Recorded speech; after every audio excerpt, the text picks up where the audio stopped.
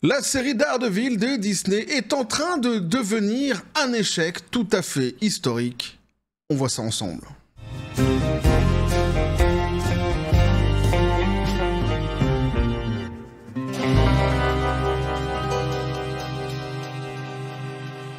Et rien ne va plus pour cette série Daredevil Born Again. C'est un massacre total.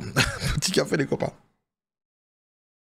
Et on avait ouvert ce dossier sur cette même chaîne ensemble. Et oui, déjà je vous avais dit que ce que nous racontait la presse mainstream, celle qui aime bien s'acoquiner comme ça, tu vois, avec Disney, qui se colle à son poil un petit peu comme Morbac le Morpion, c'était des conneries quand ils nous disaient que la série était donc sur l'autoroute du paradis, du bonheur, Surfing USA. Et non, je vous avais dit, c'était des conneries, tu vois, ils nous racontent des garlousettes, des franfrelucheries, je sais pas si ça se dit, mais je m'en fous.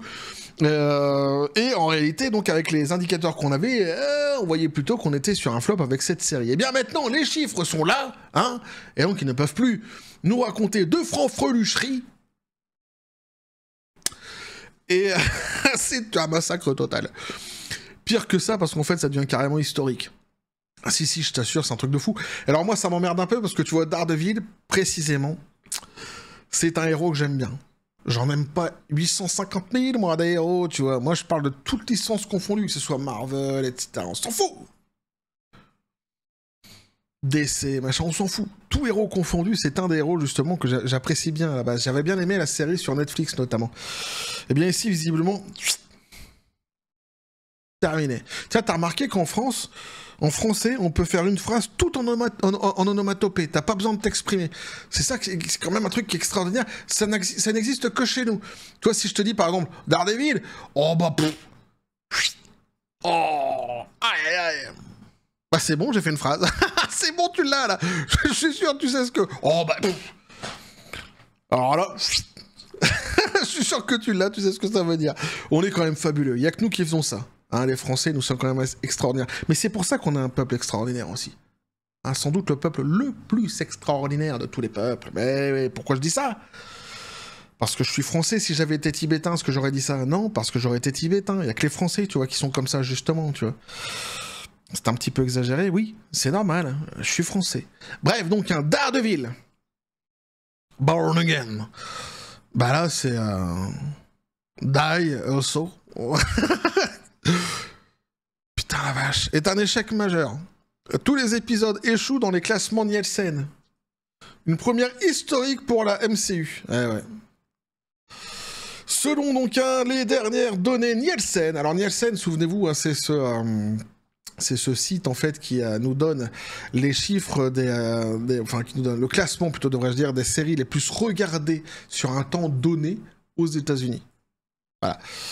Tout simplement. On a déjà vu ensemble par le passé, on s'est déjà référé de nombreuses fois à ce site, justement, pour analyser les tendances sur différents produits, voir si ça allait plutôt vers la hausse ou vers la baisse, vers le flop ou vers le succès. Selon les dernières données, donc à Nielsen de Daredevil Born Again, and Die Also, la dernière série Disney plus de Marvel, donc a été un échec cuisant. Bim, une fois de plus dans ta tronche, Disney. Bam, Bob l'éponge et coucou. Hey.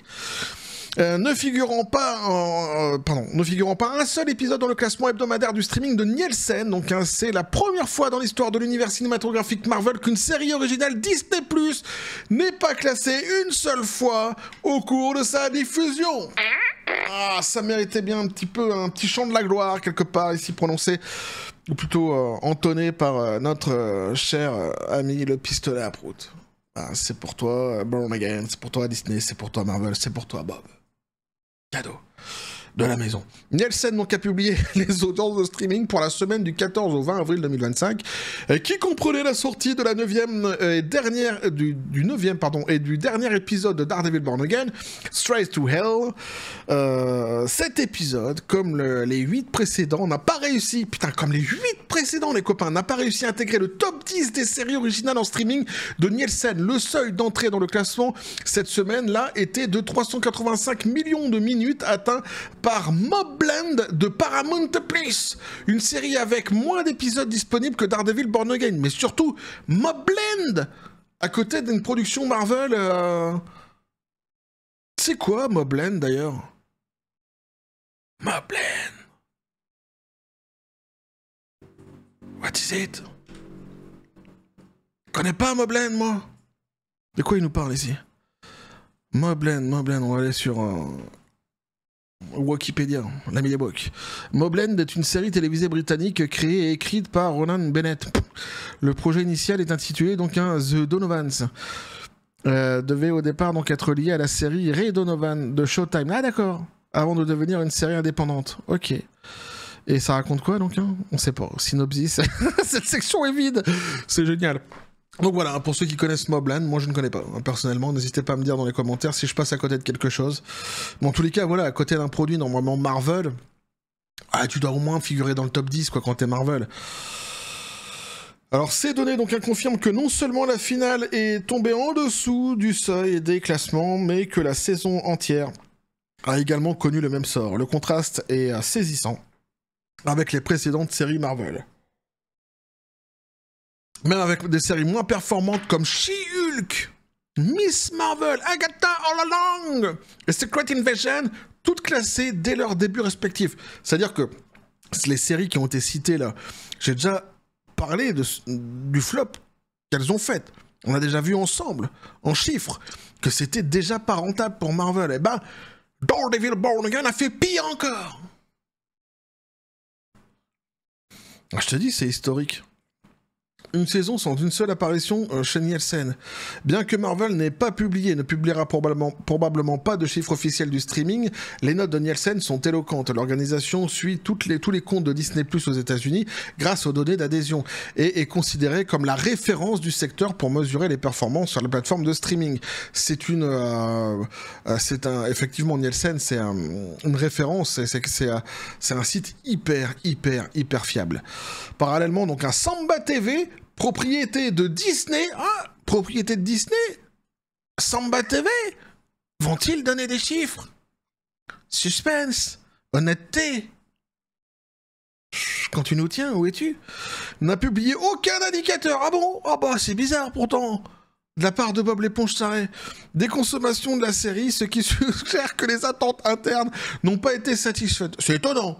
Non, parce que normalement, tu vois, il est intègre, il est droit dans ses bottes, le Bobby. Puis quand ça va pas, de toute façon, ça cause des Indiens d'Inde et du cricket. On le sait, donc il aurait pu ici nous donner les chiffres, on l'aurait pardonné, tu vois, il aurait dit tiens, c'est de la merde, mais ça cause des Indiens d'Inde. Et nous, on aurait dit ok, il y a pas de souci, quoi, il y a pas de problème. C'est un petit peu, tu vois, la street food ce qui nous propose ici, en fait, en termes de série, actuellement, chez Disney, c'est un petit peu de la même qualité que la street food en Inde. C'est un petit peu le même délire. Tu peux les consommer, mais tu risques d'avoir la chiasse, quoi. En gros, c'est ça, quoi. Au minimum, y en a certains qui n'en reviennent pas. Voici les chiffres d'audience approximative dont chaque épisode aurait eu besoin pour percer le classement. Donc ici, il te donne toutes les minutes. Tu vois, épisode 1 et 2, les minutes qu'il aurait fallu qu'ils prennent, tout simplement, une minute de visionnage. Millions de minutes. Pour entrer dans le classement, je vais vous épargner ces chiffres, quand même, c'est assez barbare. On comprend bien de toute façon le fond et le flop. Malgré donc des performances décevantes, Daredevil Born Again n'a pas été annulé. Une saison 2 serait en développement. Putain, ils sont malades quand même. Avec le retour de Kristen Ritter, l'actrice de Jessica Jones, l'acteur de Marvel Charlie Cox s'est récemment montré optimiste quant à cette nouvelle direction, affirmant que la deuxième saison bénéficie d'un scénario plus solide et d'une meilleure cohésion d'ensemble, laissant entrevoir un changement de cap. Je ne veux pas en faire trop, nous dit-il, a déclaré Cox. Mais t'as bien raison. Mais je trouve que c'est l'un des meilleurs textes que nous ayons jamais eu sur cette série. Sur cette série, peut-être, mais d'entre tous les textes...